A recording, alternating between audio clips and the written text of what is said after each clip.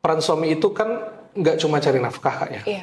Nah banyak sekarang tuh memang fenomenal di luar sana, ketika dia udah lelah cari nafkah bahasanya, pengen me time apa segala macam. Nah akhirnya hak-hak istrinya terlewatkan. Oke. Nah itu juga nggak baik karena akan efek ke semuanya, bahkan bukan cuma kerjaan doang, tapi akan harmonisasi rumah tangga kita juga akan sangat-sangat mengefek di situ. Tapi boleh diceritain nggak sih Bang pengalaman Abang selama berkarir di dunia perfilman? Oke. Tapi kalau leader itu dibimbing, walaupun timnya ada kesalahan, dia nggak selalu semerta-merta langsung menyalahkan si timnya tadi. Iya. Tapi diajak ngobrol dulu. Bisa jadi salahnya itu karena karena satu hal. Maka diulik dulu. Kalau di Islam kan kita diajarin tabayun kayak ditabayun. Ini kamu kenapa kayak gini gitu kan? Nah masalahnya apa? Pasti ada masalah. Iya. Nah justru kalau kita ngeberesin masalah dia akan jadi person yang upgrade di situ perlahan-lahan. Nah tapi kalau bos kan nggak mau tahu nih mana kerjaannya bang, nggak selesai pak, nggak selesai bang. Aduh kok nggak bisa sih, kamu nih loh sudah saya gaji, sudah saya ini, ya kan? Nah repot. Akhirnya si tim itu tadi nggak upgrade juga, ujung-ujungnya nggak dumel. Dia yes pak, yes bos aja di depan, tapi di belakang pasti diomongin tuh.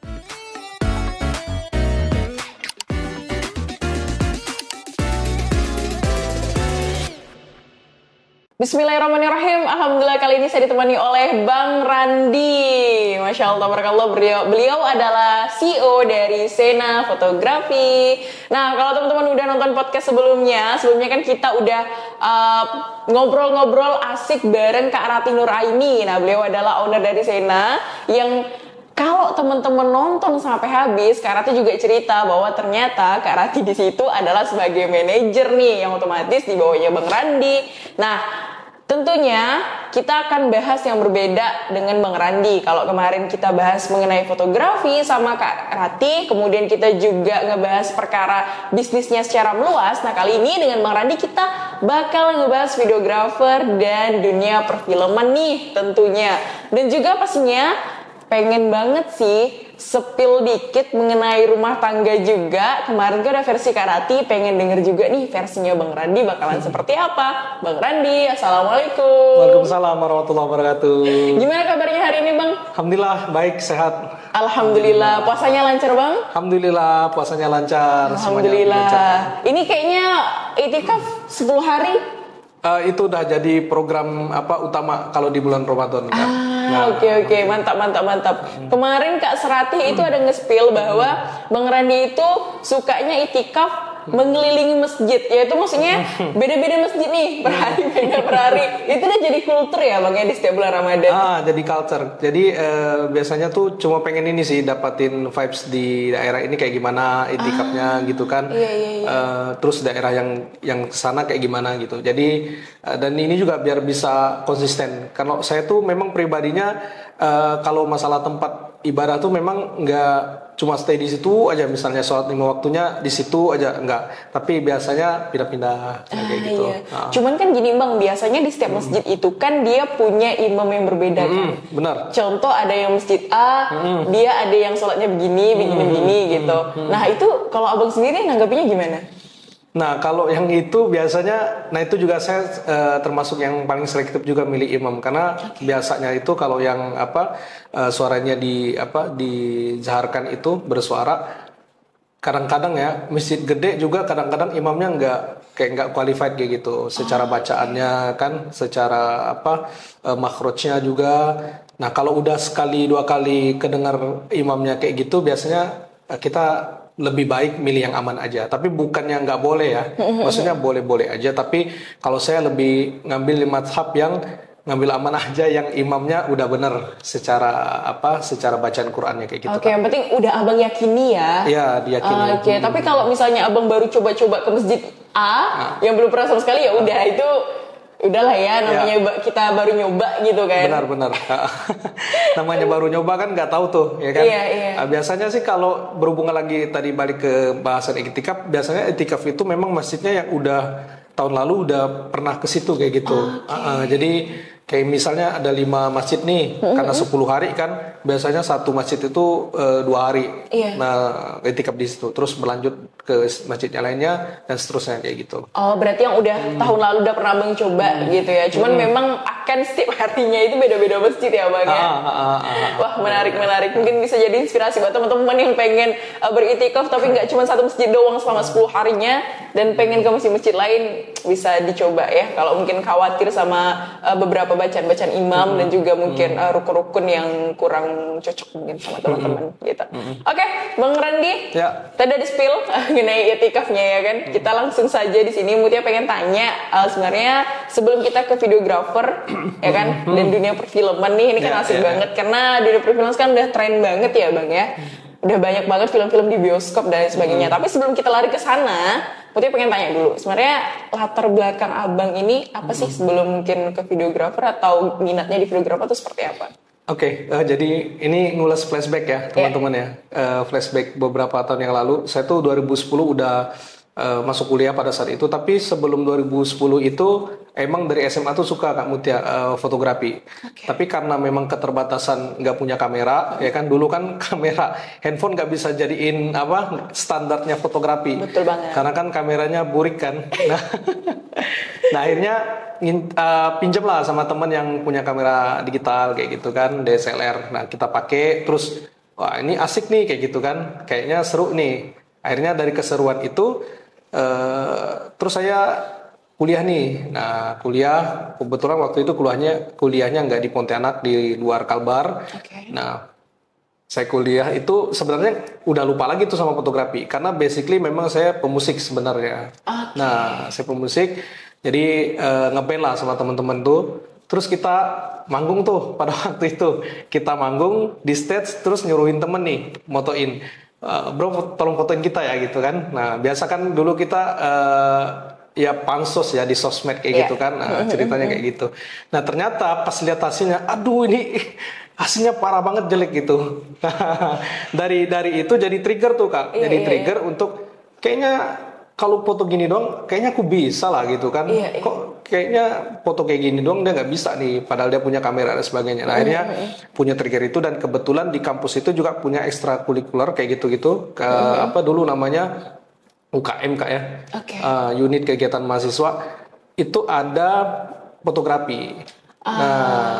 Di sana kan ada senior-senior saya yang lumayan secara prestasi itu di Jogja sendiri itu keren banget. Nah, apalagi saya lihat di situ memang di spill sama senior-senior yang ada itu beberapa dosennya memang dari ISI.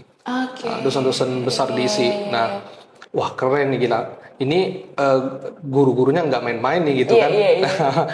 Ini ada yang dijuluki Bapak Fotografer Indonesia dan sebagainya di situ. Nah, kebetulan saya mention itu beliau luar biasa ya. Itu terkenal banget foto BW-nya. Nah, semenjak saat itu saya jadi suka fotografi, nimbrung di situ. Nah keterusan deh. Akhirnya musiknya diporsir, nggak lagi full musik, jadi foto juga. Jadi foto juga. Nah akhirnya dari foto itu belajar. Dulu kita belajarnya juga nggak kayak sekarang nih teman-teman pakai kamera digital. Kita pakai analog Kak, kamera analog. Jadi kita di kampus itu memang diwajibkan mempelajari sesuatu memang dari hal dasar saja. Gitu. Dari basic banget, dari yang paling fundamental. Karena kita diajarin tuh jangan sampai kita nggak ngargain foto. Karena kalau pakai digital itu kan jepret, jadi dikurasi, kalau jelek nggak dipakai kayak gitu. Tapi kalau analog beda cerita. Kita nggak bisa moto jepret kalau benar-benar nggak objeknya nggak oke, komposisinya nggak oke, pencahayaannya nggak oke dan sebagainya, itu nggak bisa dicuci tuh. Dulu kan dicuci tuh fotonya kan. Apalagi tuh kadang-kadang tuh kebakar tuh filmnya. Kan kadang-kadang udah bagus nih kita bikin sebuah foto, tiba-tiba kebakar tuh, udah nggak jadi. Nah makanya benar-benar hati-hati tuh dari segi pemilihan spotnya, terus tata letak flyback yang harus kita take kayak gitu kan harus pas. Kalau enggak ya tadi tuh resikonya. Karena kan kalau kita sekarang digital kan ya udah ada file ya kan Bang, maksudnya ya soft filenya ada gitu. Kalau dulu kan ya benar-benar mau nggak bisa asal-asalan kan kita. Iya, benar.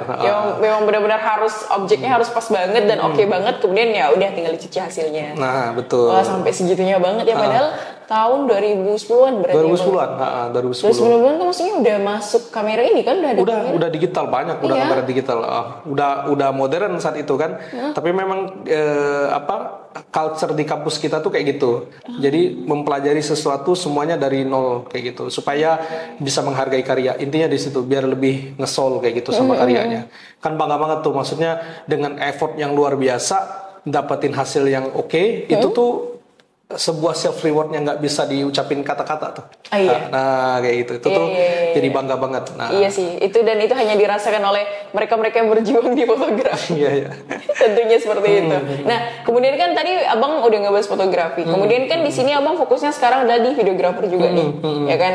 Nah, terus gimana tuh ceritanya bisa ke videografer? Nah ini menarik. Jadi memang habis itu kan dari 2010 ke 2012 kurang lebih saya mendalami fotografi ya. Ketemu dengan banyak orang, ketemu dengan para senior, ketemu dengan para guru-guru hebat di situ. Nah, kebetulan juga di ketongkrongan itu ada anak film ceritanya di situ. Nah, anak film yang di Jogja itu kan banyak ya komunitasnya ya, nggak cuma 1-2 doang kan di kampus.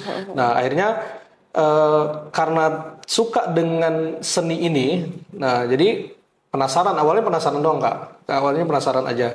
Akhirnya saya nimbrung di situ, belajar deh. Nah, belajar akhirnya dapat guru-guru hebat juga di situ. Nah, ternyata ada beberapa memang guru-guru di situ dari ISI, dari IKJ gitu Jakarta. Nah, maksudnya banyak banget ngasih insight buat kita dari awal juga sama, dari basic, hal-hal yang basic sampai yang expert kayak gitu di situ. Nah, jadi dapat ilmunya tuh banyak banget di sana. Akhirnya saya ngedalamin semuanya. Cuma dulu tuh karena masih kuliah, masih nyoba-nyoba teman-teman ya. Nah, akhirnya banyak main juga. Nah, akhirnya kuliahnya overtime maksudnya. Nah, kuliahnya overtime gara-gara tadi itu ini semuanya dijalani nih Kak. Main musik juga ya kan, fotografi juga, videografi juga, terus film juga. Nah, berangkat dari situ memang something kita kan butuh kebutuhan Kak ya. Iya. Kita butuh uang lebih lah, uang jajan lebih kayak gitu. Nah, akhirnya di beberapa perusahaan media pada waktu itu saya coba-coba tuh kerja di situ. Nah, akhirnya keterusan kerjanya fotografi. Nah, kerjanya fotografi, teman-teman, tapi hobi barunya tuh film sama videografi kayak gitu. Jadi dapat ilmunya tuh justru di luar kampus Kak. Kalau yang fotografi memangnya di kampus. Dari ekstrakurikuler tadi tuh ya. Dari unit kegiatan mahasiswa tadi. Nah kayak gitu. Wah, ternyata seperti itu dan muncul juga karena memang rata-rata ya kalau udah fotografi memang biasanya tertarik juga di dunia perfilman dan juga videografer ya Bang ya. Benar. Wah, menarik banget sih untuk videografernya ini sehingga kedepannya tuh kita tuh kayak udah teralur gitu jadinya ya. Bener. Oke, menarik. Tapi Bang, sebenarnya kan otomatis kan abang udah paham banget lah nih, kayak udah videografer banget julukannya nih kan. Jadi sebenarnya ketika kita mau ngambil sebuah video tuh ya Bang ya, sebenarnya apa sih yang harus kita persiapkan? Oke. Jadi itu banyak teman-teman sekarang karena mudah ya Kak ya, karena belajarnya itu mudah, nggak kayak kita dulu effort banget belajarnya. Sekarang baca website dapat ilmu ya kan, nonton YouTube dapat ilmu, Instagram dan sebagainya dapat ilmu. Nah tapi ada yang teman-teman lupa bahwasanya videografi itu maknanya luas banget, dalam banget kayak gitu kan, deep banget kayak gitu. Nah dari segi pengambilan aja, coba mungkin anak-anak zaman sekarang taunya keren doang Kak. Misalnya pengambilan, wah keren nih, ya kan? Wah editingnya keren nih, tapi lupa esensinya kayak gitu. Esensi dalam sebuah gambar itu. Misal contoh, kenapa sih harus pengambilan gambarnya long shot kayak gitu? Kenapa harus medium shot? Kenapa harus close up kayak gitu? Nah itu kadang-kadang kalau ditanya balik nggak tahu, ya pokoknya keren aja gitu. Nah jadi buat teman-teman yang memang suka di bidang ini, saran saya belajarnya dari basic lagi. Misalnya udah tahu editing, udah tahu pengambilan gambar, tapi belajar lagi tuh, disuruh ngulik lagi. Karena hal-hal kayak gitu akan mengajarkan kita tentang esensi sebuah gambar itu. Nilainya ada tuh Kak. Misalnya contoh aja, kenapa sih harus ngambil gambarnya di mata doang? Kenapa nggak wajah aja gitu kan. Oke. Ya kan? Ah, itu kan punya maknanya gitu. Iya, Kenapa iya, harus iya. mata aja? Iya. Misalnya. Terus kenapa sih pengambilannya harus agak bawah gitu? Kenapa nggak ke atas dikit kayak gitu? Iya. Itu juga punya maknanya. Jadi pengambilan gambar itu nggak asal ngambil gambar. Iya, iya, iya. Nah kebanyakan sekarang teman-teman itu asal keren aja, Iya, betul. tapi lupa esensinya kayak gitu. Wah, ternyata begitu ya. Jadi kita tuh dalam pengambilan video selaku videografer memang tentunya harus berfokus juga sama esensinya. Biar kita tahu maknanya ya Bang ya. Dalam setiap pengambilan video, mau itu cuma mata doang, atau kita cuma ngambil gambar gunung doang dan lain sebagainya ya Bang ya. Wah, menarik banget. Ternyata sedip itu juga ya. Kalau kita ngomongin videografer gitu. Bagi saya yang orang awam tentunya mungkin kurang tahu sedikit videografer ya, pasti saya berpikir bahwa ya udah ini gambar-gambar ini keren kok gitu. Sehingga nggak terlalu memahami esensi di dalamnya sebenarnya maknanya deep banget loh gitu. Benar Kak.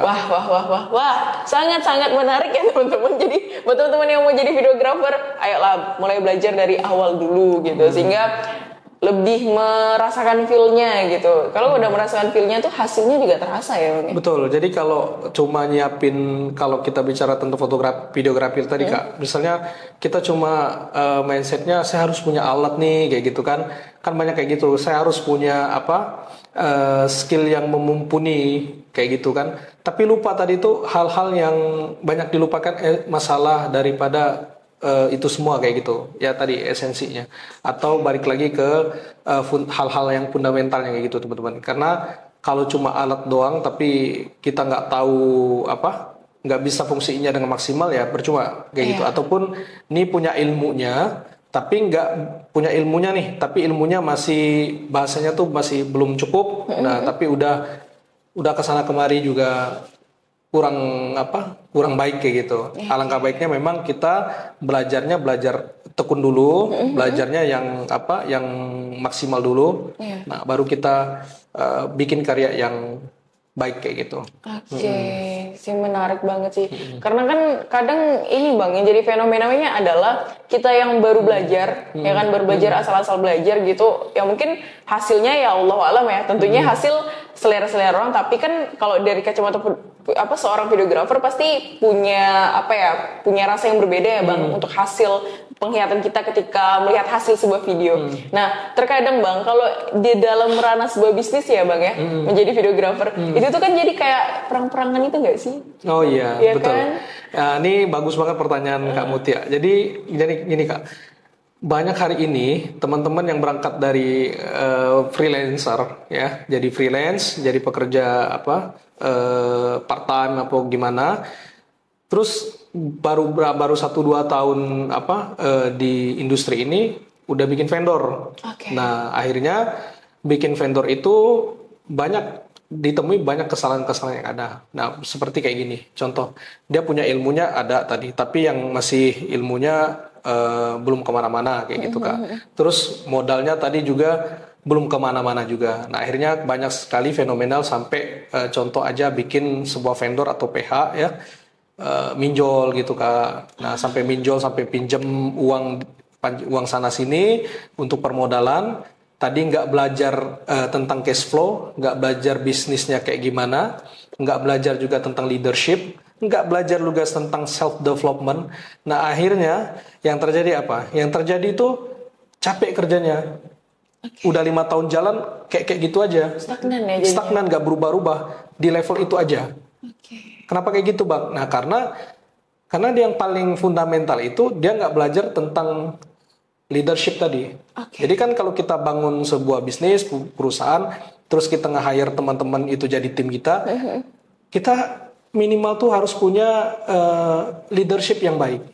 Itu minimal banget. Belum lagi ke hal-hal teknis kayak tadi harus gimana sih ngurusin cash flow-nya, gimana sih harus ngurusin SDM-nya dan sebagainya kayak gitu.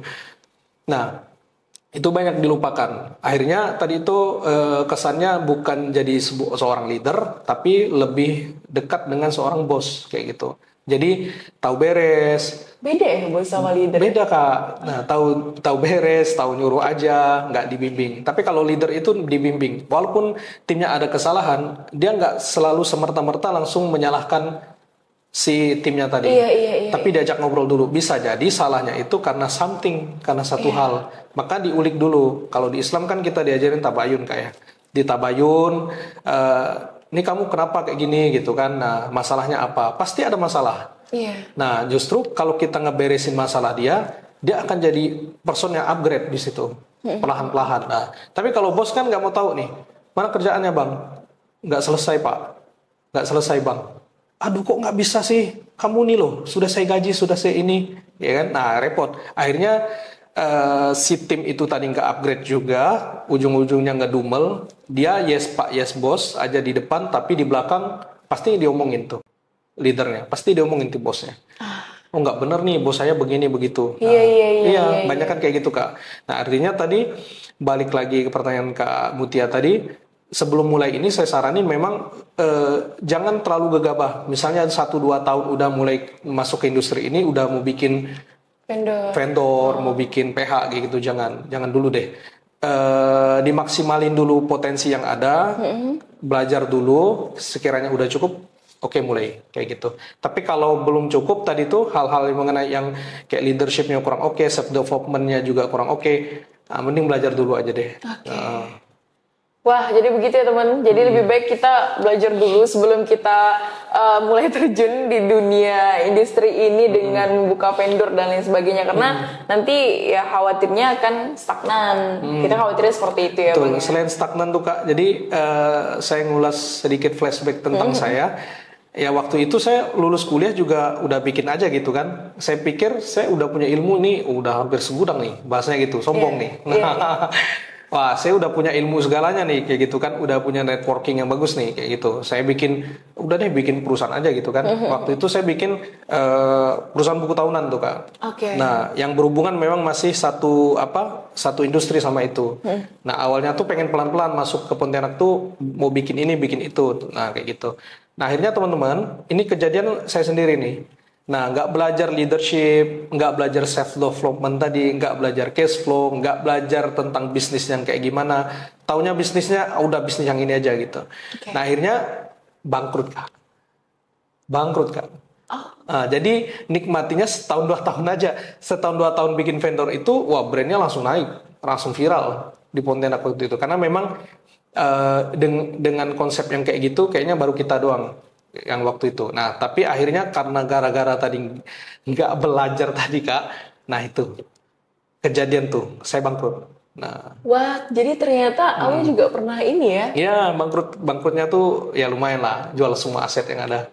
Nah, jadi jual semua aset yang ada nggak cukup tuh Kak. Jadi saya sampai ngutang. Bahkan itu baru 3 bulan, 4 bulan saya nikah sama Kak Rati ya, sama istri itu. Saya baru balik honeymoon waktu itu. Aduh, ujiannya langsung kena tuh. Saya bangkrut di situ.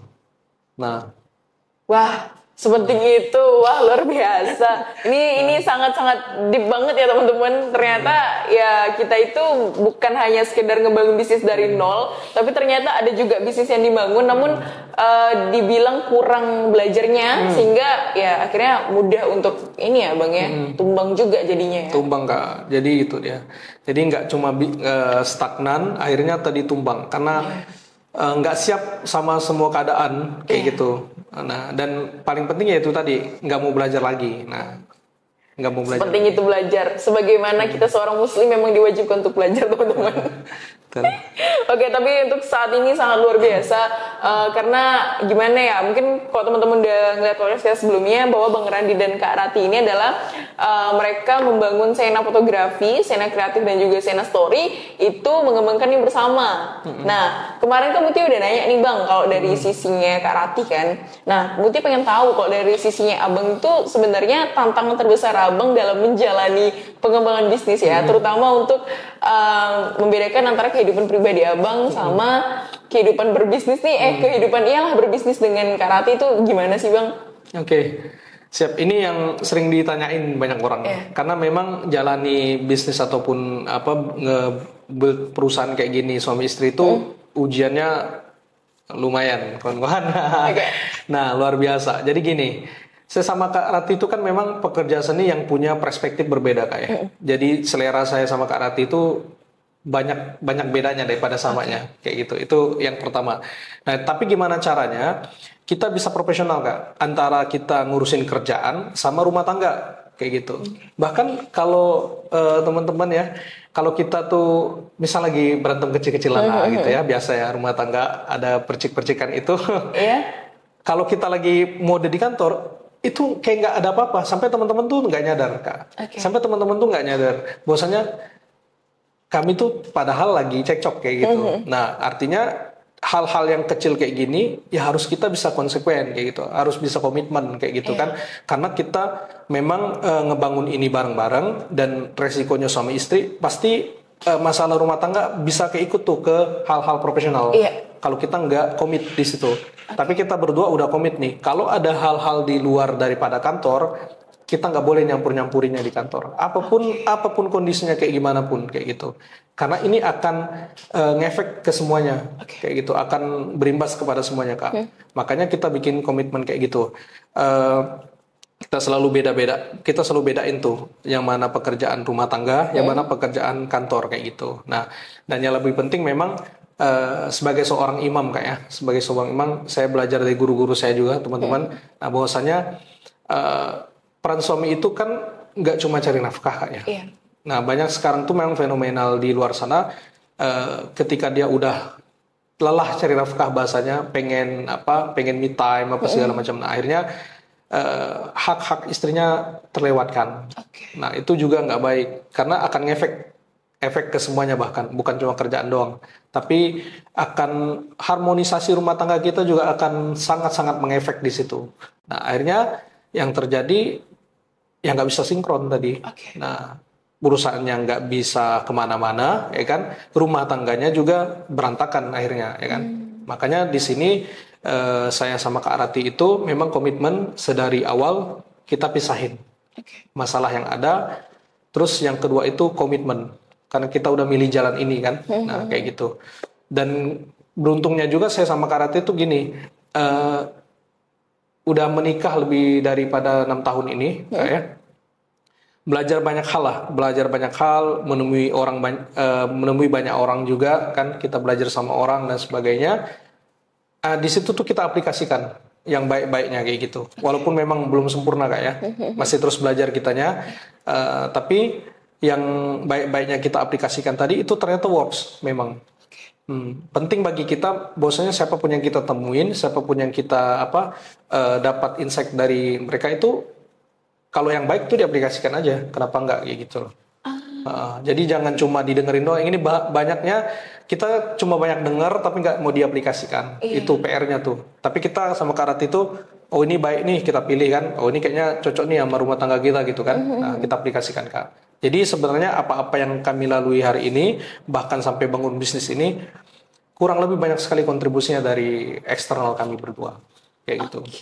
Jadi penting juga ya Bang ya kita untuk saling meminta nasihat, kita ngobrol dan juga lainnya, sehingga hal-hal yang baik itu nanti akan kita coba implementasikan dalam rumah tangga ya Bang ya. Betul Kak. Wah, menarik banget, ternyata istilahnya kita tuh kayak sharing, entah itu dengan teman atau mungkin lebih tua daripada kita yang mungkin kita, tapi juga pilih-pilih ya Bang ya tentunya. Pilih-pilih dong.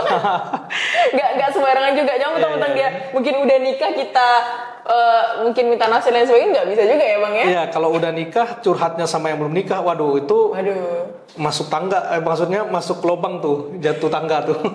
Terus kalau yang kita ini curhatnya sama orang yang mungkin kita rasa kayak kurang gitu.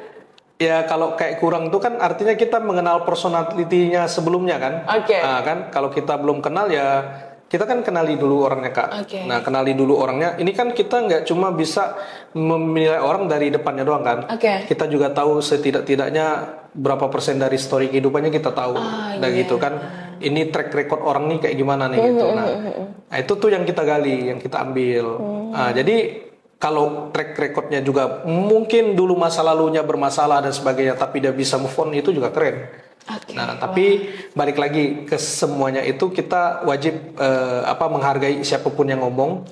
Maksudnya menghargai setiap apa yang diomongkan, bukan bukan lihat siapa yang ngomong kayak gitu. Bukan siapa yang berbicara ya, Bang, ya.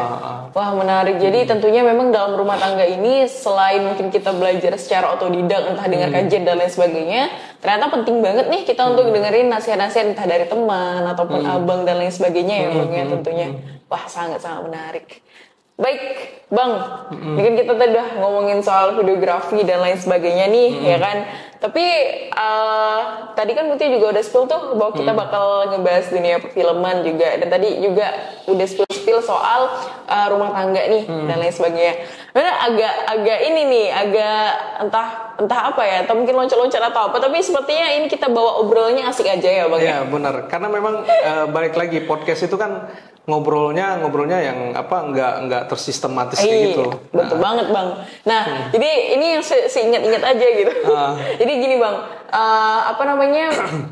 abang kan ada nggak sih kayak, kan abang ini nih ada, Mutia pernah dengar juga bahwa abang juga sempat terjun di dunia perfilman kan, dan sampai sekarang pun kayak masih aktif di iklan, kemudian juga pernah buat film dan lain sebagainya. Nah, tapi boleh diceritain nggak sih, Bang, pengalaman abang selama berkarir di dunia perfilman? Oke. Siap. Jadi film itu tadi tuh kalau kita kalau teman-teman tadi nonton di awal ya, saya udah ceritain tadi beberapa hal tentang masuk ke industri ini. Artinya di film itu memang karirnya dari awal banget, Kak. Nah, dari awal banget. Dari dulu saya tuh memang sebenarnya juga suka nulis karena kan musik ya, bikin lirik segala macam kayak gitu. Jadi nyambung semua kayak linear kayak gitu. Ini nyambung nih kayak gitu kan. Jadi dari awal banget itu ya asisten ya, kita jadi asisten. Terus di tempat lokasi syuting itu kita kadang juga gini, Kak. Banyak sekarang sebelum saya ke sana ya, teman-teman. Nah, banyak sekarang itu kalau kita misal dikasih job desk nih sama teman kita ataupun sama senior kan, Bang, tolong dong kamu nanti jadi ini ya, misalnya contoh ada clipper gitu, yang tek gitu loh. Jadi clipper kayak gitu kan, nanti bantu-bantu ya di lokasi syuting dan sebagainya. Itu dikasih job desknya ya kan. Nah, terus kita pas di lokasi syuting kan udah ada job desknya nih, Kak, jadi clipper. Nah, jadi clipper doang. Kalau teman-teman nggak manfaatin di situ, nggak bisa berakselerasi bahasanya, itu dapat ilmunya clipper doang, nggak bakalan dapat yang lain-lain kayak gitu. Nah, harusnya ya kan tuh clipper kan cuma berapa detik doang ya ngetek kayak gitu. Nah, harusnya habis dari situ teman-teman bisa berakselerasi kayak gitu. Misalnya kepo tentang soundman-nya ditanyain dong, Kak, ini gimana cara setnya kayak gitu kan, kenapa harus begini, kenapa harus begitu, banyak nanya aja nggak apa-apa. Habis itu mungkin kalau udah tahu yang lain boleh kalau kita di film itu namanya departemen ya, teman-teman. Misal di departemen penyutradaraan ditanyain tuh tentang setupnya. Kalau di departemen yang A, B, C, nah tanyain tuh. Artinya tadi jangan cuma teman-teman ngambil kesempatannya itu cuma job desk aja, itu rugi banget tuh. Nah, dan itu akan lamban. Itu pasti lambat perkembangannya. Tapi kalau kita mau ngambil peran lebih, kita bantu yang lain gak apa-apa. Capek waktu, lebih effort daripada yang lain gak apa-apa. Tapi justru kita dapat banyak manfaat daripada orang-orang kebanyakan di situ, Kak. Nah, akhirnya di situ tuh saya tuh berkembang dari cuma disuruh jadi asisten doang, akhirnya ke nyoba di departemen-departemen yang lain. Kan jadinya bisa tuh. Jadi paham kita. Oh, ternyata departemen penyutradaraan kayak gini. Nah, terus kita coba jadi gaffer kayak gini, jadi clipper kayak gini. Jadi ketahuan tuh, nggak cuma bahasanya tahu teori doang, tapi kita udah praktek kayak gitu. Oh, kayak gini rasanya gitu. Jadi kalau kita suatu saat nanti jadi pemimpin di lokasi syuting, kita udah paham nih apa yang menjadi kendala, kesulitan dan kerumitan masing-masing pos yang ada kayak gitu. Kita udah tahu, dan kita juga pasti udah tahu tuh tipsnya. Nah, gitu dia. Wah. Ternyata ketika kita dapat job desk jadi bagian clipper atau lain sebagainya tuh ya jangan cuman itu doang ya, Bang ya. Kita juga manfaatin yang lain gitu sambil belajar, meskipun tentunya bakal capek sih. Bakal capek ya. Karena kita kesana sini mungkin. Terus nanya-nanya dan lain sebagainya kan juga energi kita jadi terkuras juga. Terkuras, betul. Tapi mungkin cuma itu doang tentunya. Harus rajin nanya, harus rajin ngulik, memang Kak ya. Nah, jadi jangan cuma 1-2 hal doang yang tahu. Tapi ini bahasanya tipsnya kalau teman-teman pengen jadi lebih daripada yang lain. Emang kayak gitu. Nah, ya, sangat-sangat luar biasa, ilmunya sangat bermanfaat. Nah, itu kan tadi kalau kita ceritain soal ini ya, soal perfilman ya Bang. Tapi Abang nih paling suka sama menggarap ya, selaku yang apa ya, dunia perfilman. Abang paling suka ngegarap film di genre apa? Genrenya pasti ini dokumenter. Dokumenter. Nah, Why? Kenapa? Karena itu bicara tentang realitas kehidupan gitu Kak. Jadi nggak ada rekayasa segala macam.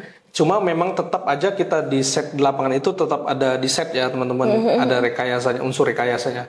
Tapi unsur ceritanya tuh real. Itu yang sedang yang dilakukan, ya alami segala macam itu. Karena memang saya berangkatnya dari fotografer HI, human interest. Jadi saya suka banget sama jurnalistik. Nah, makanya suka dengan hal-hal yang realistis kayak gitu.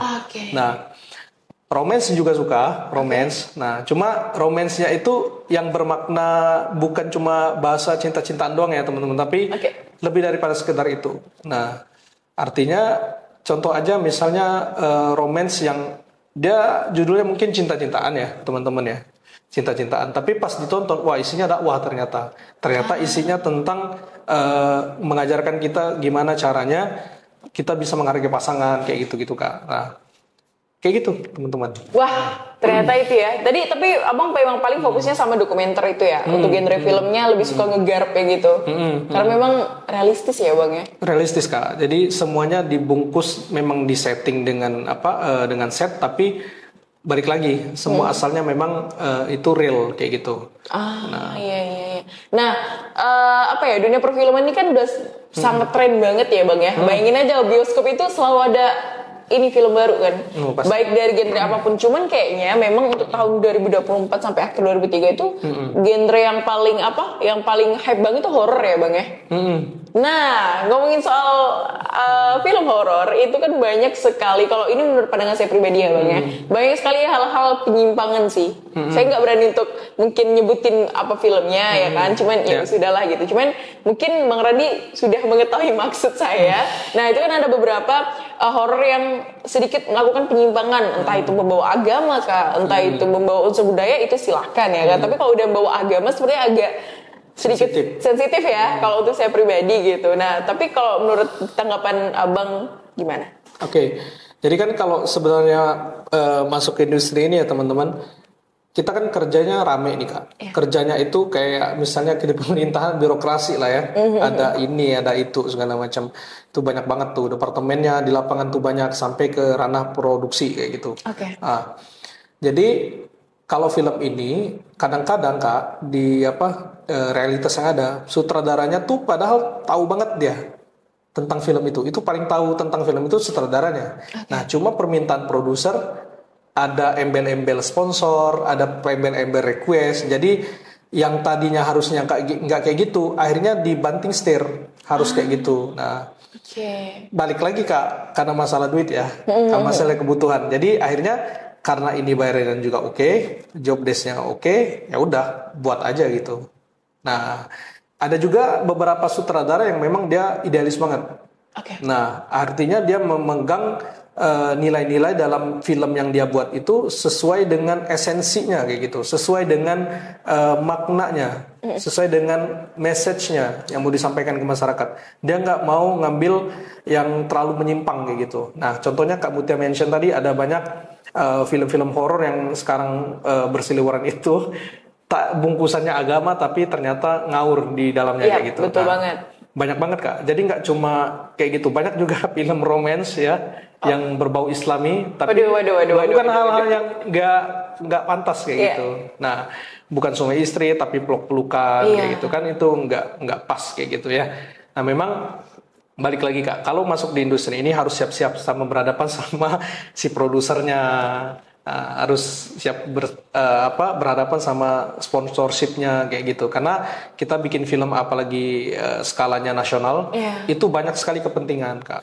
Jadi nggak bisa kita harus idealis dan sebagainya, kecuali memang kita dapat tadi tuh dapat production film yang satu visi sama kita. Itu baru kita bisa menghasilkan sebuah film yang ya udah gitu bagus Ya, gitu ya Bang. maka di luar-luar sana itu kebanyakan di luar-luar sana ya.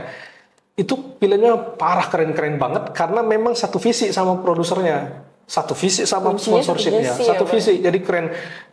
Mereka tuh berkarya tuh nggak dibatasin, Kak. Oke. Nah, sampai sekarang tuh kan kalau teman-teman lihat tuh ada karya idealis dari sutradara itu misal ada embel-embel cut-nya.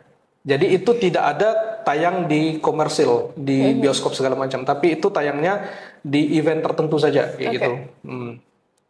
Kayak misalnya kemarin film Justice League ya, Zack Snyder cut, ya kan? Oke. Nah, jadi ada versi yang memang idealis si sutradara. Sebenarnya yang mereka create itu yang kayak gitu, bukan yang tayang di bioskop itu gitu. Gitu. Karena yang tayang di bioskop itu banyak embel-embel ya tadi, yang saya bilang tadi, behind the scene-nya tadi. Tapi kalau yang versi idealisnya sutradara itu benar-benar pure dari timnya yang garap kayak gitu, yang maunya kayak gitu, Kak. Oh, jadi pantas tuh kadang ada beberapa film yang ada dua versi gitu Bang. Ternyata kayak gitu ya. Kayak gitu, Kak. Nah, maka tadi balik lagi ke industri film ini, ya ini seksi banget nih secara ini ya. Itu udah jadi hiburan utama. Iya. Ya, hiburan utama. Sampai sekarang kan juga platform-platform digital udah ngeluarin invest di industri ini kayak gitu. Kayak Netflix dan sebagainya. Nah, artinya memang sekeren seseksi itu industri ini. Tapi balik lagi tuh, kalau kita yang udah belajar nih teman-teman mengenai agama segala macam, nah tantangannya di situ. Tantangannya kita harus ya tadi, kalau nggak bisa ngabulin tuh permintaan orang-orang di belakang layar, ya filmnya nggak bisa tayang kayak gitu, nggak bisa diproduksi. Ada juga tuh Bang, waktu itu pernah kayak dengar cerita ya, ini real ya, dimana kita tuh kayak garap kisah nyata, entah kisah seorang gitu kan. Nah tapi itu ternyata yang bener-bener nyata yang ditampilin tuh cuma sekitar 30%-an doang. Nah 70% itu udah mulai kayak cerita tambah-tambah. Ya betul. Karena memang ada unsur kayak gitu, Kak. Memang kalau di film itu kan memang basicnya fiksi, Kak ya. Nah bumbu-bumbu itu harus ada sebenarnya. Cuma kalau bumbu-bumbu itu sebenarnya kalau yang real, misalnya kita ngangkat kisah nyata itu setidak-tidaknya 10-20%. Nah, kalau udah di atas 20%, udah berarti hilang tuh originalitasnya dari cerita tersebut kayak gitu. Dan itu bikinnya nggak menarik. Iya.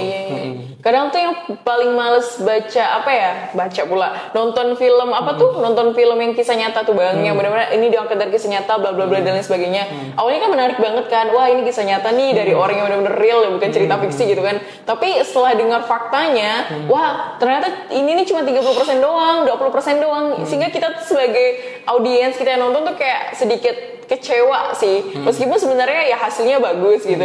Cuman tuh kayak sayang banget gak sih kalau ini nih ya cuma 30% doang, cuma 20% doang. Itu sangat disayangkan sih Bang, kalau saya pribadi ya sebagai orang-orang yang biasa nonton di bioskop gitu. Ya itu tadi balik, Kak. Jadi balik lagi ke belakang tadi, sebenarnya si sutradara dan timnya itu nggak mau bikin kayak gitu, maunya ya 100% aja real kayak gitu kan, tinggal mungkin setnya diubah-ubah dikit kayak gitu kan. Cuma balik lagi orang-orang di belakang ini, nah yang nyokong industri ini gitu loh, Yang sponsor ya Bang ya, seperti udah Bang tadi singgung ya. Benar. Oke. Ini Bang, menurut Abang film ini bisa nggak sih kita jadiin ladang dakwah? Oh bisa banget, bisa. Nah bisa banget. Jadi film itu ini gaya berekspresi kita, Kak ya. Nah jadi menyampaikan dakwah kan nggak melulu di mimbar kayak gitu, Kak ya, nggak melulu di masjid kayak gitu. Tapi dakwah juga kita bisa aplikasikan di seni kayak gini, bahkan di film kayak gitu. Nah maka di film itu misalnya, tapi kalau bisa tuh memang ini saya termasuk madhab yang memilih ini. Saya tidak pernah misalnya, bukan nggak pernah ya teman-teman, disclaimer, kalau nggak ada requestan saya nggak mau bikin kayak gitu. Tapi karena ada requestan, ya mau nggak mau bikin kayak gitu. Nah, saya madhab yang memegang bahwasanya kalau mau dibikin film itu unsur dakwahnya itu jangan plek-ketiplek kita bikin dari judulnya, dari tampilannya itu Islam. Malah itu konsumsinya ya untuk orang Islam doang. Tapi bikinnya kemasannya itu umum aja. Tapi nilai di dalamnya dakwah semua, Kak. Tapi nilai di dalam film itu semua isinya tentang Islam, all about of Islam kayak gitu. Wah, jadi kita bungkus dengan secara umum, tapi sebenarnya di dalam itu Islam ya, Islam Bang, ya? semua harusnya Kak. Contoh kayak misal Islam itu kan contoh sederhananya aja, nggak pegang tangan mahram yang bukan mahramnya. Nah, kita praktekin di situ kan, karena itu dilarang sama agama kita, ya kan? Hal-hal yang fundamental di Islam kayak gitu. Nah, terus misal kita di Islam juga nggak boleh misalnya mencela agama yang lain kayak gitu. Nah, ya kan? Dan yang ketiga tuh birrul walidain, mungkin kita bisa masukin di situ. Ini Islam banget nih. Nah, tapi umum kayak gitu. Nah, harusnya kayak gitu kemasannya. Wah, menarik banget ya kalau kita ngomongin film ya. Dari saya yang orang awam tidak terlalu mengerti dunia perfilman, ngobrol sama Bang Randy, jadi kita tahu nih di belakangnya sebenarnya kayak gimana. Jadi sehingga mungkin menjawab sedikit pertanyaan-pertanyaan kita, wah ini kenapa nih Bang? Kok kisahnya tuh cuma 30%, dan sisanya tuh udah mulai ditambah-tambah dan lain sebagainya, dan dikuak langsung sama Bang Randy di sini ya dari spill.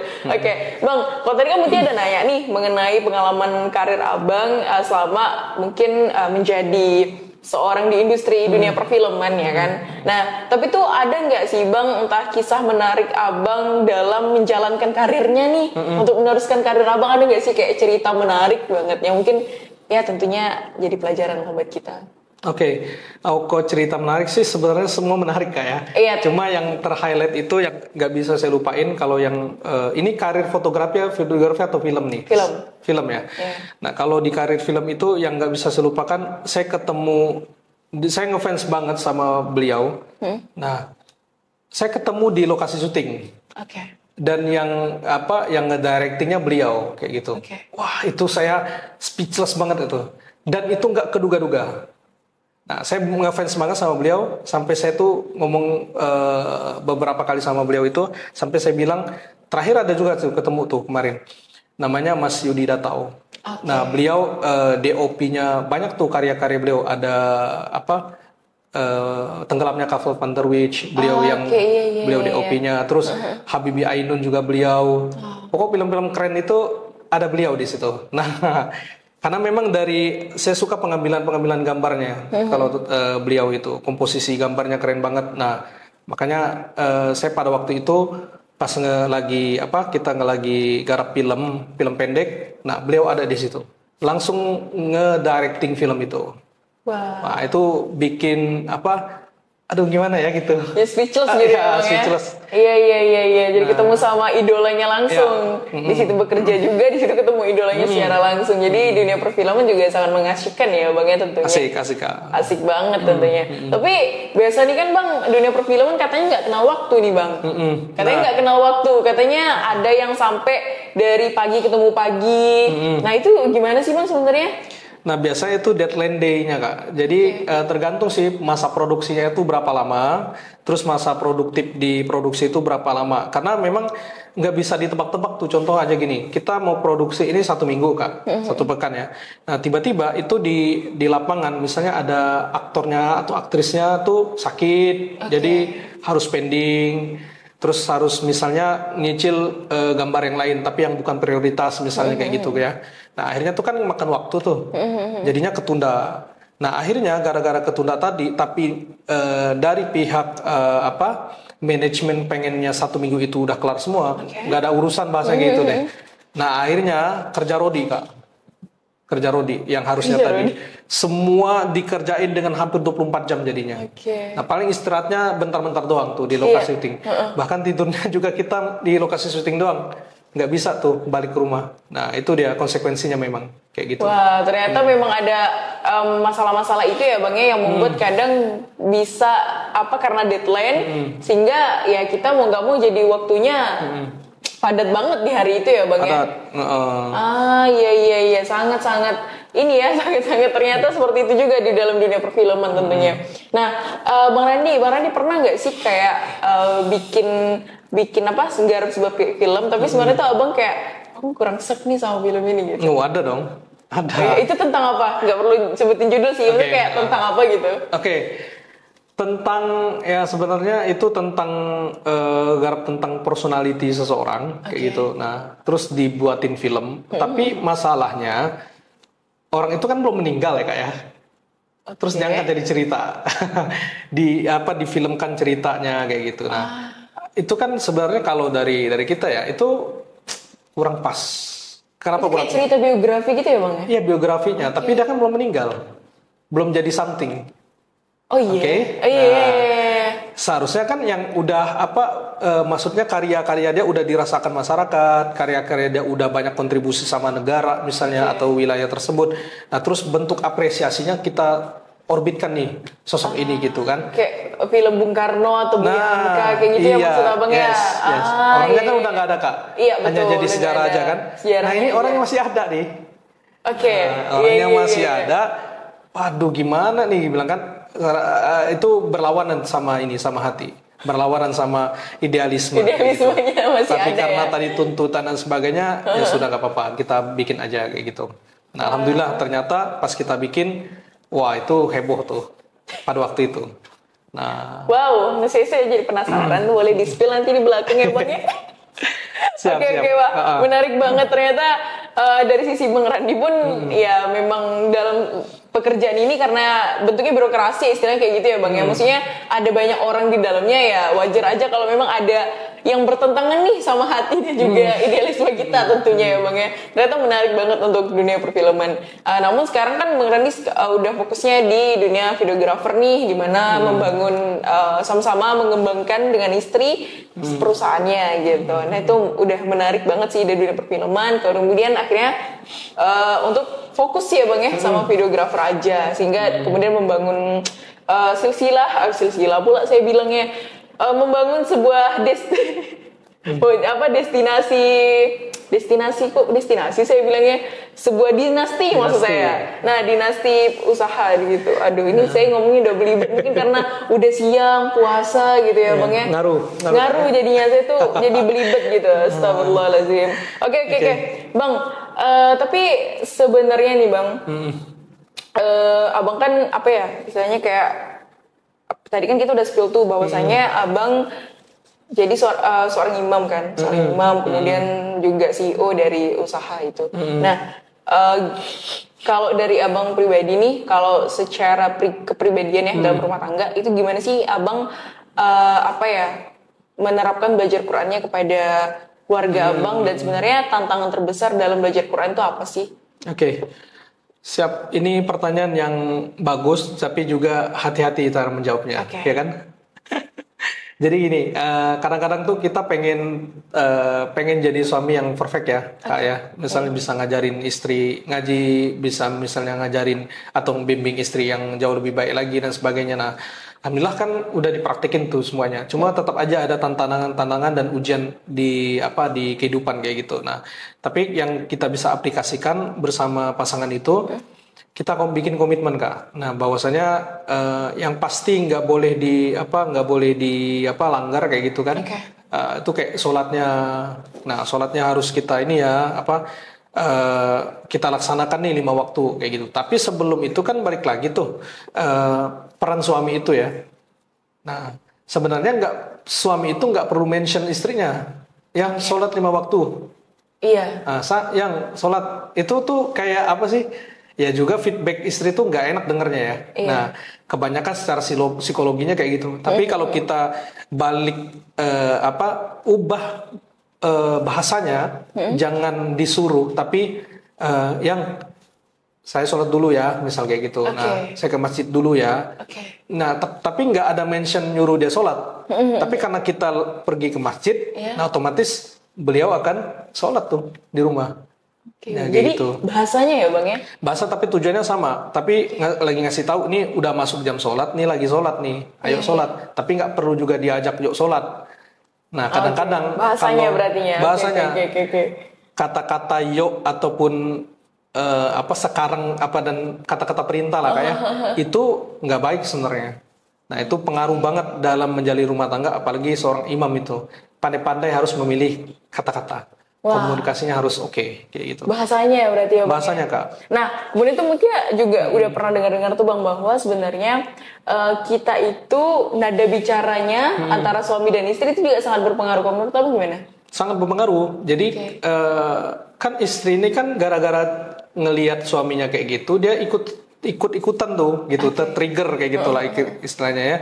Jadi dia akan mencontoh gimana cara suaminya bersikap kayak gitu. Nah, ya tetap normal aja, ada kalanya kita juga kadang-kadang kelewat kayak gitu bahasanya, ada kelewat juga nadanya dan sebagainya, tapi cepat-cepat tuh, maksudnya cepat-cepat berbenah. Jangan sampai itu jadi kebiasaan kayak gitu.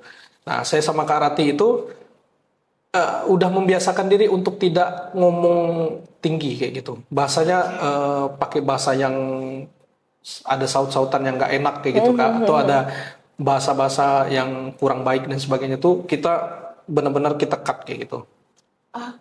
Jadi kalau laki-laki itu ya teman-teman, buat teman-teman yang ahwat itu hatinya luka banget kalau perempuannya itu caci maki, ngeluarin bahasa-bahasa yang nggak pantas. Itu melukai hati suaminya, serius. Itu suami manapun akan luka banget dia. Jadi di perempuan memang harus jaga mulut ya Bang? Jangan mulut, nggak bisa. Itu udah ini memang jadi tamparan sebenarnya. Ini Bang Randi ngasih tahu kalian, tapi saya jadi ketampar gitu rasanya. Oke, lanjut Bang. Iya, ujian istri tuh kayak gitu. Memang sih guru-guru kita bilang di agama kita diajarkan begini begitu. Terus yang fasilitas yang paling aksesnya mudah itu akhwat ya untuk masuk surga. Tapi ya ujiannya di situ Kak. Ujiannya di mulutnya, ujiannya di sikapnya dia kayak gitu. Nah, memang PR besar wanita itu mulutnya. Nah, makanya banyak-banyak yang kalau nggak mampu untuk menahan kata-kata kayak gitu, mending diam aja. Kalau saya sama Karati itu dulu tuh treatmentnya kayak gini. Kalau kita lagi ada cekcok segala macam ya teman-teman, kita pisah ruangan. Nggak usah satu ruangan, pisah. Karena itu akan sama-sama muhasabah bahasanya. Nah, muhasabah introspeksi kayak gitu ya. Nah, ini lagi ngapain nih kita nih, salahnya apa nih, kok bisa kayak gini gitu-gitu. Nah, akhirnya memang secara garis besar gara-gara bahasa aja, gara-gara komunikasi. Nah kayak gitu. Jadi komunikasi itu bisa berujung dengan hal-hal yang enggak kayak gitu. Karena memang laki-laki juga diamanahkan untuk jaga omongannya Kak ya. Karena omongan itu fatal banget. Ketika dia ngomong bahasanya, saya terima nikahnya, yang tadi haram jadi halal. Ya kan ya? Terus ada kata-kata saya ceraikan, yang tadi halal jadi haram juga. Padahal cuma kata-kata. Islam tuh nggak bisa cuma diisyaratkan, kan kata-kata aja. Nggak bisa, karena kata-kata itu sakral. Bahkan kalau syahadat itu kan kata-kata aja. Tapi kan maknanya sakral banget Kak. Nah makanya jangan main-main dengan kata-kata. Karena kata-kata ini akan menjerumuskan kita ke hal-hal yang enggak gitu. Itu ngefek dalam kehidupan kita. Wah, jadi memang seorang muslim itu juga harus ini ya Bang ya untuk kata-kata ya. Apalagi untuk mungkin kita yang suka maki dan lain sebagainya juga sebaiknya jangan ya, apalagi kita sebagai seorang muslim yang muslimah ya Bang. Benar. Nah, saya sarankan teman-teman kalau yang ya wajar aja mungkin di masa lalunya ada tantrum segala macam, di masa lalunya ada trauma segala macam Kak ya. Saya saranin belajar psikolog gitu. Terus memang kayak gitu, tapi Islam udah ngajarin ya, bukan Islam itu nggak lengkap, tapi kita tuh kayak butuh ada perspektif lain kayak gitu kan. Nah, normalnya kayak gitu. Belajar lagi deh. Yang suami juga belajar. Intinya gini, suami jangan melulu belajar tentang hak-hak suami. Nah, kebanyakan tuh suami itu belajarnya dengerin ceramahnya atau dengerin nasihat itu tentang hak suami aja. Jadi dia taunya nuntut aja tuh Kak. Nah, istri juga kayak gitu. Yang di scrollnya di TikTok, di Reels, Instagram dan sebagainya itu hak-hak istri. Jadi taunya istri itu harus dapetin ini dong. Nah, akhirnya nggak selesai. Padahal yang harusnya kita lakukan itu yang suami itu harusnya banyak belajar tentang gimana cara memperlakukan perempuan, gimana hak-hak istrinya kayak gitu. Nah, maka nanti akan ketemu tuh sinkron dia. Nah, dan akan mengikis keegoisan si laki-laki itu maupun perempuan itu kayak gitu. Wah, jadi daripada kita sebagai seorang istri, kita mempelajari hak istri, lebih baik sebaliknya ya Bang, kita seorang istri mempelajari hak suami, dan seorang suami mempelajari hak istri, sehingga nanti ketemu jadi tandem dia Bang ya. Betul Kak. Wah, luar biasa banget. Oke, Bang Randi, ada nggak sih kayak ayat Quran yang Abang sangat favoritin? Oh, ada dong. Apa? Ini tadi tuh, ini gara-gara bangkrut tadi ya. Ini jadi ayat favorit banget nih, karena kenanya itu waktu itu. Oke. Pas momen bangkrut itu dengerin surah itu kan, maksudnya pas lagi ada seorang ustadz lagi ceramah kedengar tuh, wah, padahal surat itu didengar terus tuh. Oke. Baru tahu gara-gara nggak belajar lagi, balik lagi gara-gara nggak belajar. Oh ini surahnya, kirain surah apa gitu kan? Ternyata nggak asing surahnya tuh. Oh ternyata ini maknanya luar biasa banget maknanya ya kan? Nah, jadi saya tuh suka banget sama Quran surah Al-Insyirah, Quran 94 ya kak ya, Quran ke-94 itu ayat yang kelima sampai ke-6. Oke.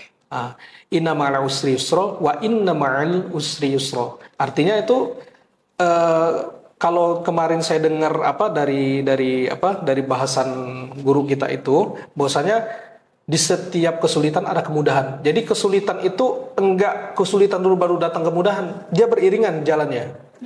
Begitu ada kesulitan langsung Allah kasih solusinya. Nah ternyata kayak gitu cara memahaminya. Oh iya ya, kita doang nggak peka tuh. Kita aja yang nggak peka. Padahal setiap ada masalah itu langsung tuh Allah kasih solusinya. Tapi gara-gara kita nggak peka, ya udah masa bodoh gitu. Nah, tapi kalau kita udah paham dengan makna ayat ini, kita udah tahu, oh nggak apa-apa kok kayak gini. Solusinya udah ada pasti, insya Allah. Jadi kita tuh ngajarin kita jauh lebih sabar, ngajarin kita jauh lebih kuat jadinya. Dan kita balik lagi jadi paham, oh iya visi aku tuh cuma satu aja. Kalau visi rumah tangga satu, visi kehidupan tuh satu. Itu kita bedain sama Kak Rati. Kalau visi rumah tangga kami pastinya berdua sesurga ya kan. Kalau visi kehidupan balik lagi Kak, kita mau capek-capek ke dunia nih berkarir, bikin karya keren-keren dan sebagainya, balik lagi kita akan kembali kepada tanah yang cuma ukuran 1 kali 2 meter itu. Itu visi kehidupan kita. Gimana cara baliknya, gimana cara kita klaim nanti di sana. Nah, maka itu berhubungan juga dengan ayat tadi. Kalau saya bilang karena kita kan cuma di dunia nih.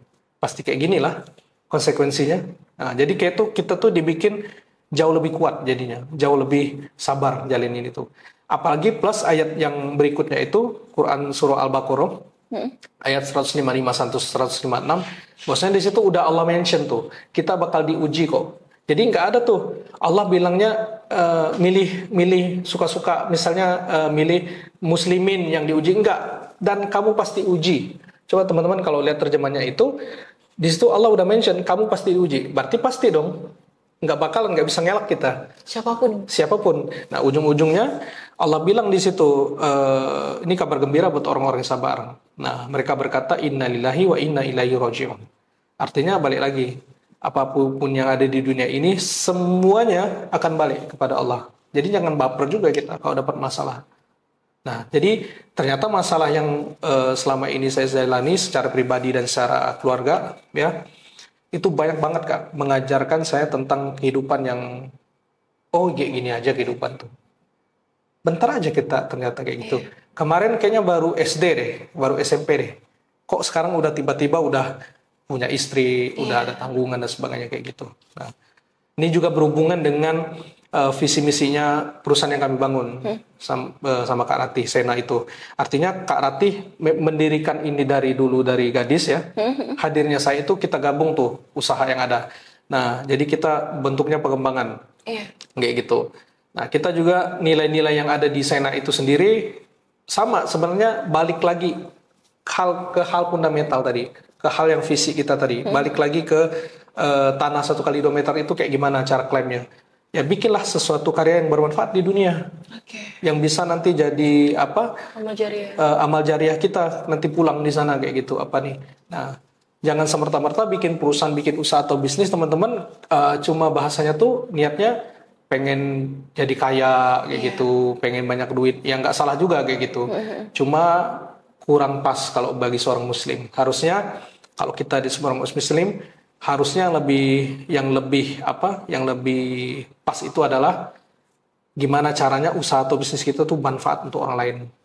Nah, dan bisa dirasakan sama orang lain kayak gitu Kak. Jadi memang nilai-nilai di Sena Corporation kita bikinnya selain family culture itu yaitu gimana caranya nih teman-teman si perusahaan kita ini bermanfaat untuk orang kayak gitu. Nah, contoh teman-teman nih bikin usaha, bikin bisnis, nggak ada yang nge-create kontennya Kak.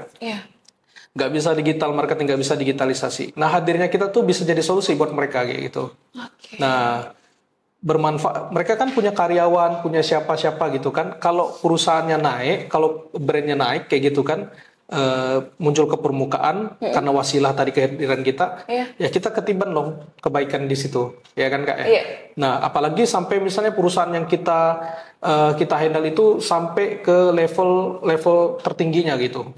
Nah, otomatis yang di internal Sena, di internal kita sama eksternal itu keikut semuanya gitu, keikut keangkat semuanya. Dan pasti nilai kebaikan dan positif vibes-nya tuh ada di situ yang kita bisa dapat raih kayak gitu. Itu udah pasti. Nah, di situ kan ada orang yang berkeluarga, nafkahi istrinya, nafkahi anaknya. Itu sumbernya dari mana? Dari perusahaan kita, misalnya kan. Nah, kayak gitu-gitu tuh. Yang banyak dilupakan sama pebisnis, mungkin sama pedagang dan sebagainya, itu nilai-nilai dari kebermanfaatan itu Kak. Wah, jadinya semuanya berkesinambungan ya Bang ya, muter di situ ya. Wah, Masya Allah, tabarakallah. Bang, tidak terasa ini ternyata sudah 1 jam. Sudah 1 jam obrolan kita, seperti sudah tidak terasa ya teman-teman. Masya Allah, tabarakallah. Bang Randi, jazakallah khairan. Sama-sama. Terima kasih banyak Kak, sudah menyempatkan waktu dan sharing-sharing langsung di sini. Dan obrolan kita insya Allah semoga bermanfaat juga untuk teman-teman yang mendengarkan. Ini udah nggak terasa banget, udah 1 jam ternyata. Kita sudah diperingati loh Bang sama tim kreatif di belakang kamera sana. Oke, baik untuk teman-teman, semoga sharing kita kali ini tentunya mampu menginspirasi teman-teman dan juga bermanfaat banyak untuk teman-teman yang menonton. Dan tentunya apabila ada salah kata atau tingkah laku selama berjalannya proses podcast ini, kami mohon maaf. Jazakumullah khairan semuanya. Assalamualaikum warahmatullahi wabarakatuh.